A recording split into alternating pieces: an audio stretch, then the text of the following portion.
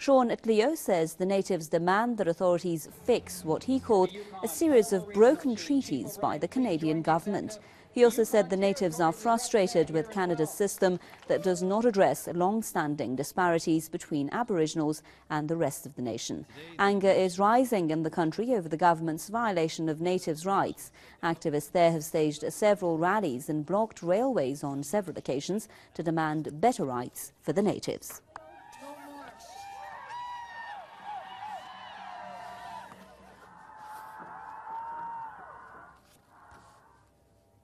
Let's get more now from Joshua Blakeney, our correspondent, with me via Skype from Calgary. So, Joshua, are these demands of the natives being heard by the Stephen Harper government?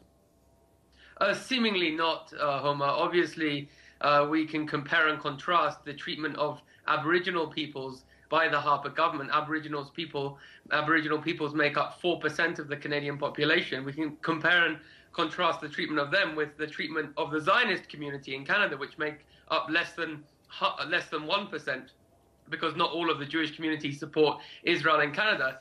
The Harper government, on an almost weekly basis, is meeting with and kowtowing to the leadership of Israel's supporters in this country, and yet the Aboriginal peoples, who are the original peoples of Canada, without whom there would actually be no Canada, because in the War of 1812, when the British redcoats were tied up in the Napoleonic Wars, Aboriginal peoples defended British North America, defended Canada from annexation by the Yankees, by the United States. So there actually would be no country of Canada without the Indian leader Tecumseh, who defended Canada with his Indian Confederacy. And yet the ancestors of those Aboriginals who defended this country are being spat upon by the Harper government. There is a quite, a noble history of a treaty system in Canada whereby the imperial government sought to decide the terms of colonization through attempting to extract consent from the Aboriginal peoples in this country. And that treaty system, it stands in distinction to the more militarized, overt genocide that we saw in the United States of America, where there was massacres wrought upon the indigenous peoples quite overtly and ruthlessly by the US government. In this country, most people don't really hear of Canada, murdering Indians, because we had this quite splendid treaty system. But unfortunately, those treaties that were struck between the Crown and the Aboriginal peoples aren't respected by the politicians, who are often perceived to be in the pocket of resource companies. And the resource companies, obviously, they look at Canada, a resource superpower with diamonds and oil and gas, and they look at it and say, well, the only problem is we have this obstacle, the indigenous peoples, who get in the way of our lucrative profits.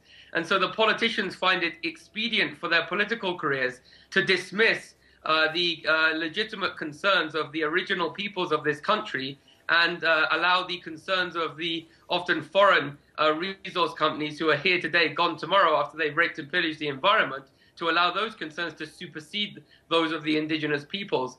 Moreover, because in Canada we have this rather powerful pro-Israel Zionist power configuration, such people have been seeking to rebrand and celebrate colonialism at a time where we're supposed to be living in a post-colonial era where colonialism is looked down upon and regretted. And so we've seen this rebranding of colonialism in order to whitewash Israel's crimes, and that's really impacted how the Canadian government relates to the indigenous people of this country, rather than being apologetic and trying to be judicious in their approach to the indigenous peoples. They're taking a kind of Eurocentric exceptionalist approach of blaming the leadership of the Aboriginal peoples, rather than taking responsibility for the reality that European people came here, dispossessed and displaced the indigenous peoples. There were treaties that were well intended. The indigenous peoples signed treaties in good faith, but the government doesn't want to honor the treaties because it's more expedient for their careers to celebrate colonialism in order to ingratiate themselves with Zionists, and to the despoilation of the resources of the indigenous peoples, the better to please the resource companies that profit lucratively from the resources of the indigenous people in this country. Thank you very much, Joshua Blakeney, our correspondent there, via Skype from Calgary. More gun violence in the U.S. In the state of New York, gunmen opened fire on several policemen in two shooting incidents across the state. An armed man in a Manhattan subway